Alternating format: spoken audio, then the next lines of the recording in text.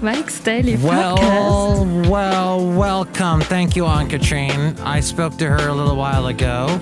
She was in Spain. It's her last week in Spain. She's going back to Germany very soon.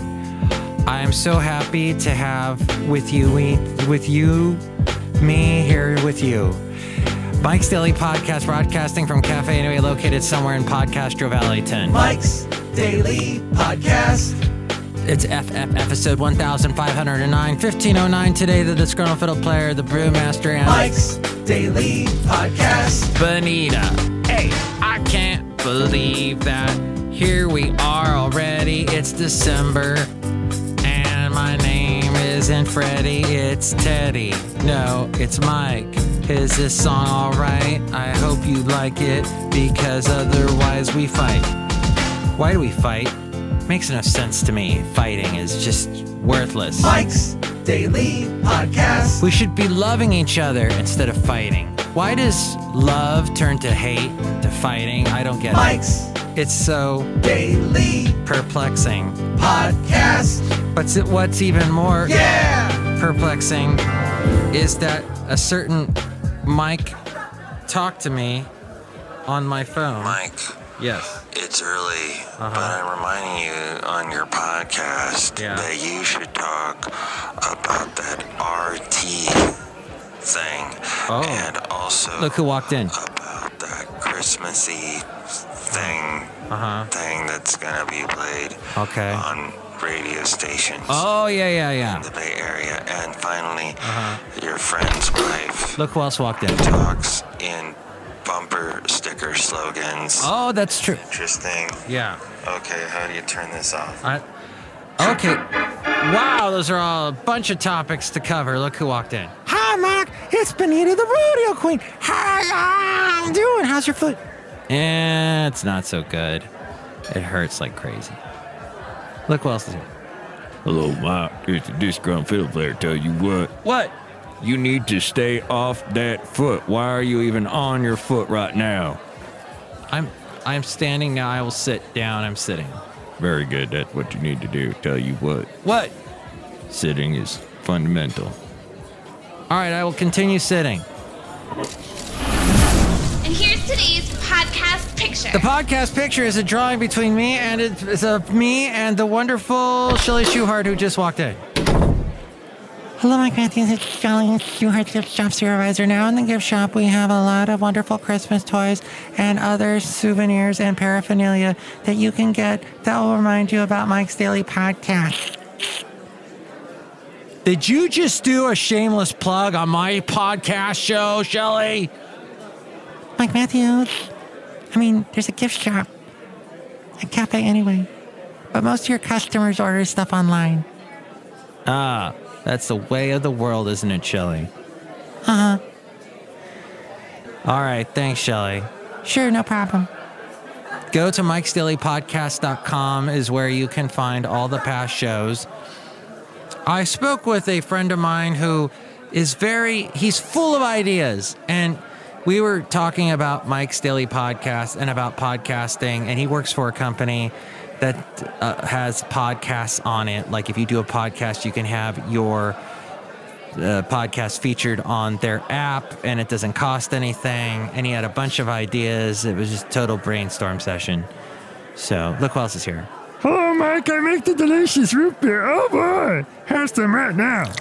Thank you, Brewmaster. It's great to have you here at Café Anyway. Anyway. The thing is, though, we were discussing about, he goes, we've done a lot of research at the podcast app that I work for, and we have found that you should only do one podcast a week. And I said, well, the name of the show is Mike's Daily Podcast. I do it daily, except for Saturday. Except for Saturday. That's what I should say to disclaim that. And he said, well, you know what you could do is you could say, hey, I'm Mike and I'm really old now, and so I'll only do one podcast a week. My friend, full of ideas, not so full of tact. Yeah, thanks. I'm old. Thanks, idiot.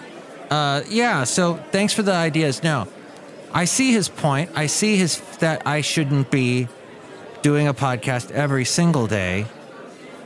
But you know what? I don't see that, because the fact is that people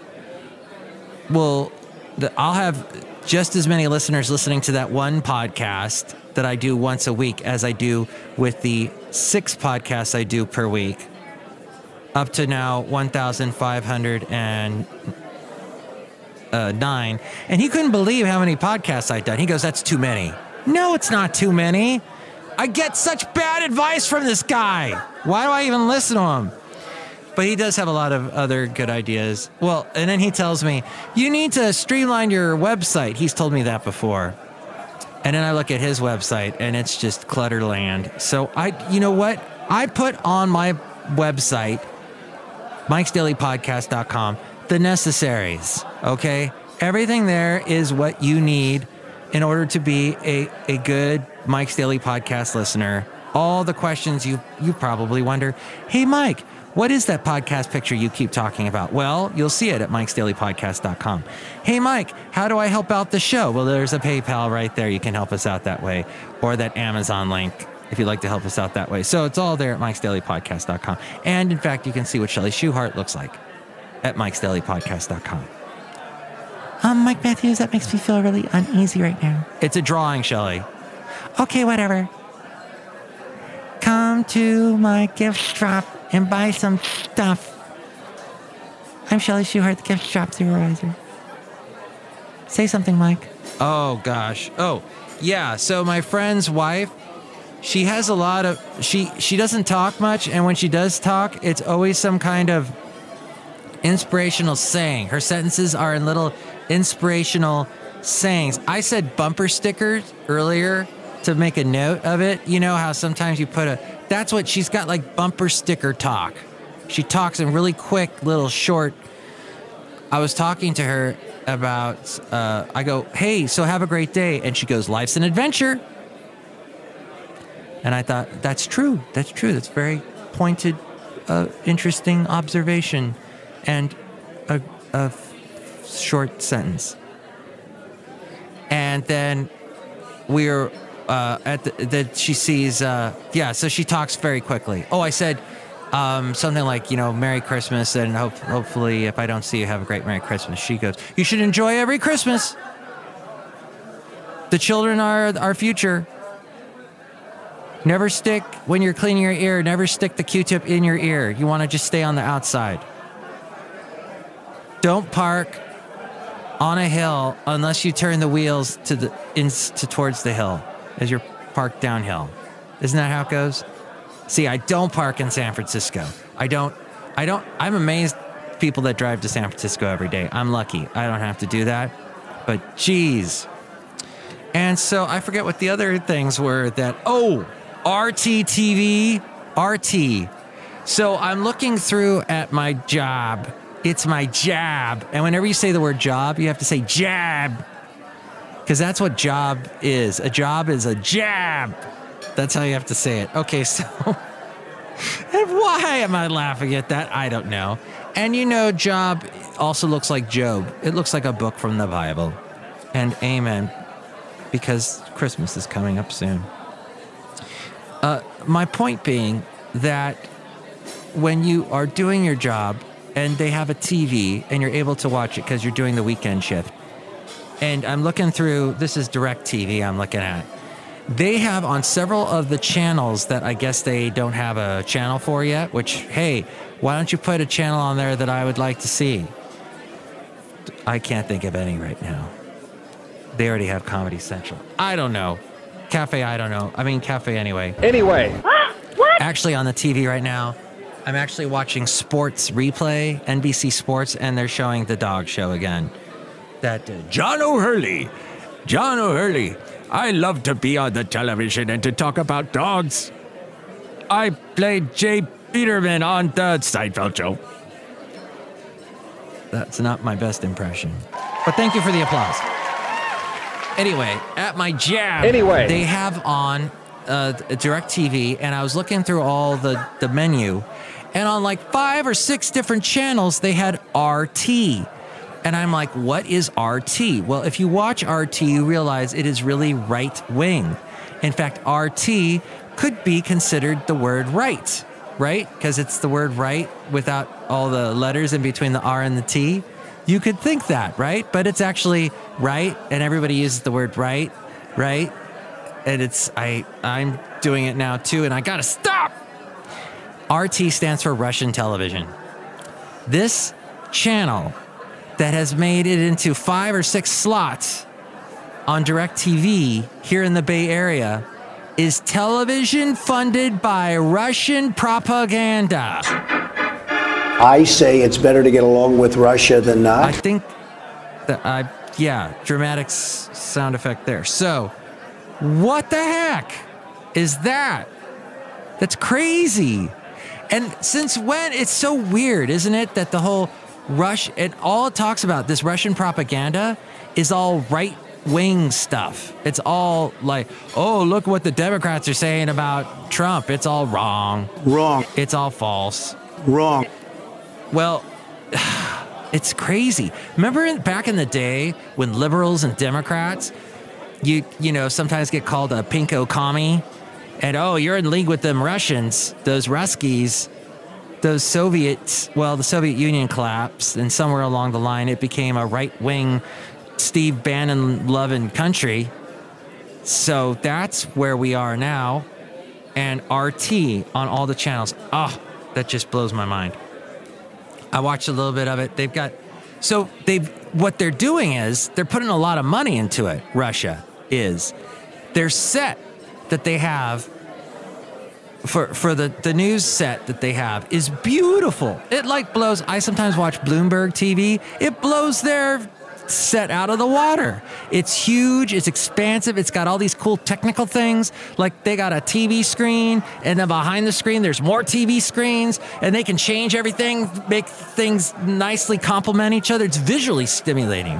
And then they have beautiful women on there that are visually stimulating, and they've got these people with British accents on there, so you're like, oh, this can't possibly be affiliated with Russia. It's English people. They're from England. They hate Russia, right? In England? And it's Americans on this station. We hate Russia in America, don't we? Oh, wait, we got a president that loves Russia, who's married to a Russian. Okay, she's not Russian, but she's got an accent. Man, did you hear her talk? She's got an accent. Cool. And then there's the whole Russian collusion thing. So it's just weird that this world in which we live. And that's a song by Wang Chung, where Wang Chung actually says the S word. They actually cuss on that song that you can find on the Everybody Wang Chung Tonight album that came out back in the 1920s, 80s, somewhere in there. So the diplomat Rips Tillerson, a U.S. Foreign Service officer, slammed the Trump administration and Secretary of State Rex Tillerson in a letter announcing her departure from the State Department. In the letter, which was first reported by Foreign Policy, you know, I didn't mention on the last show, I was talking about Guy Risdall from Marketplace and how he was talking about the fires in L.A., and he hardly mentioned at all the Ventura fires, which are horrendous and just heartbreaking. And the place that I lived in for 10 years, I just found out for sure that it burned down. It was a rental, a little duplex I lived in near downtown Ventura. I mean, my heart goes out to you, Venturans, Ventura Countyans. You're going through this is worse than anything I ever experienced when I lived there. I lived there for a long time, a big chunk of my life. So my heart goes out to them,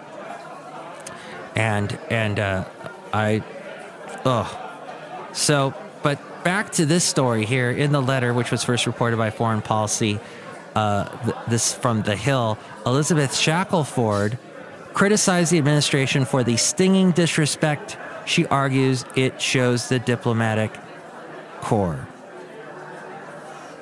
Okay, that was an odd sentence.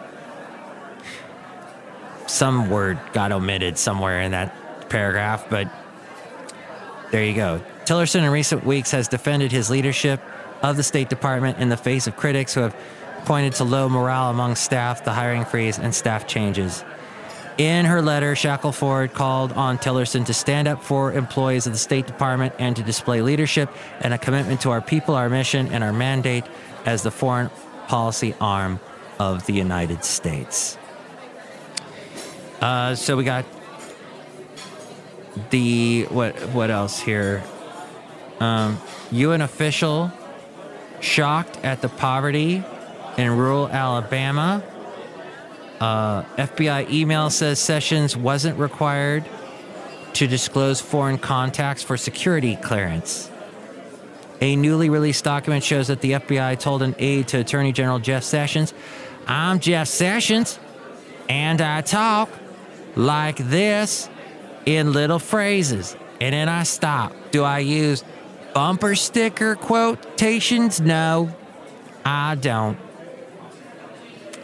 Who is this lovely lady? Oh, my. On a security clearance form. Evan Perez is joining us on the phone. Evan, what do you have?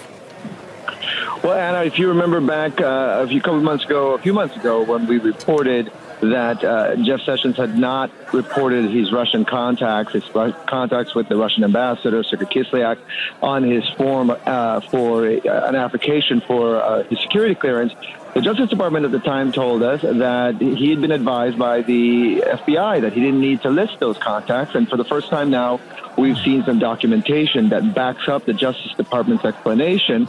And what it says is that there's an FBI agent who told the Attorney General's assistant that he didn't have to list it if it was in the course of his doing his government work, his official duties as a government official. This hour, a newly released document.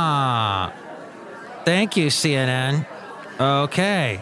And that's what the RT channel likes to disprove anything that CNN says. Haley, the lovely Nikki Haley, not Haley from the Daily Haley that we used to do on this show. The Daily Haley. The almost Daily Haley. And I really need to get caught up with Haley soon. It's been a long time. Been a long time since I talked to Haley. And in America's national... Oh, look, there's John Dickerson talking to Nikki Haley. Well, first of all, this is a move the American people have asked for 22 years. And 6 months ago, the Senate overwhelmingly again asked for the embassy to be moved. And I think you have to look at... Oh, that's the Jerusalem thing. So, yeah, she's our U.S. ambassador to the United Nations, the lovely Nikki Haley. She said today, in light of growing number of probes into sexual misconduct against lawmakers, that the time has come to start bringing a conscience to the situation surrounding the treatment of women in the workplace as well as Capitol Hill. When asked what she thinks of the cultural shift taking place in the U.S., Haley said she is incredibly proud of the women who have come forward. I'm proud of their strength. I'm proud of their courage, she said. And Haley's comments come after, Al Franken, John Conyers, and Trent Franks. Trent Franks, a Republican. The rest are Democrats. But Trent Franks is actually one of the few Republicans who have sexual misconduct and harassment allegations against them to step down. So Trent Franks of Arizona. And so in Franken's wake, 3 senators have called on Trump to resign, to leave. Bernie Sanders, 2 of his Democratic colleagues have suggested that President Trump should consider resigning after a run of sexual harassment. Accusation scandals have forced Franken out. Senator Al Franken felt it proper for him to resign, Sanders said in an interview with Meet the Press this morning, referring to the Democrat from Minnesota. Here you have a president who has been accused by many women of assault, who says on a tape that he assaulted women. He might want to think about doing the same, he said. And then the tax plans may give your coworker a better deal than you, says the New York Times. The amount you make may be less important than how you make it. Consider 2 chefs working side by side for the same catering company, doing the same job for the same hours and the same money. The only difference is that one is an employee, the other an independent contractor. Under the Republican plans, One gets a tax break and the other doesn't, because for the first time, the United States adopted an income tax. A higher rate would be applied. Since the United States adopted an income tax, a higher rate would be applied to employee wages and salaries than to income earned by proprietors. A higher rate applied to employees than to the owners. That's crazy. So it makes sense to own a company. So as a decorator, an artist, or a plumber would have a higher tax rate than an owner of a decorating business, art shop, or plumbing supply store. So it pays to be an owner. We all need to own things, and then that will be your job. As we go outside of Café Anyway, where we go outside of there, somewhere in Podcaster Valley, where we have the Mike's Daily Podcast. And the other bit of advice my podcast friend said was, hey, Mike, you should give away stuff on your show. So that's what I'm doing. Mike's Yuletide personalized MP3 for thee contest. Yes. So tell me, give me your Christmas greeting, your Christmas hello, a salutation to me, Mike Matthews, and say something, happy holidays or whatever, and then I will return to you an MP3 filled with all the Café characters, the Café Anyway characters. You can email me, mikesdailypodcast@gmail.com, or you can call me at 336-MM-DAILY. That's 336-MM-DAILY. I'd like to give you one little bit of tech news. Okay, I'm scrolling down. I'm scrolling down for the tech news. Where's my tech news? Your child is getting his first smartphone. Read this first. It says, ask yourself, is your child old enough for a smartphone?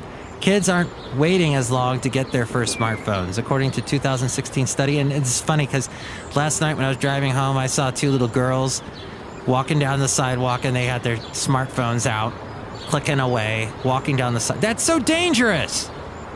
They don't see where they're going. According to a 2016 study from a research firm, Influence Central, the average age for a child getting his or her first smartphone is 10.3 years old, down from 12 in 2012. There's no real consensus among experts on the right age to buy a smartphone. Microsoft co-founder Bill Gates said all three of his kids are waiting until they're 14 to get theirs. Use your phone's parental controls. That's what they suggest here on USA Today. Keep an eye on the app downloads. And the more you know, perhaps the most important thing parents can do is stay informed. Talk to your kids about why they want a phone and how they plan to use it. Next show, we're going to have the wonderful Madame Rootabega, Valentino, and Bison Bentley. Thank you for listening to the Super Secret Sunday Show. Mike's Daily Podcast is written and produced and performed by Mike Matthews. His podcast is super easy to find. Download or listen to his show and read his blog at mikesdailypodcast.com. Email Mike now at mikesdailypodcast@gmail.com.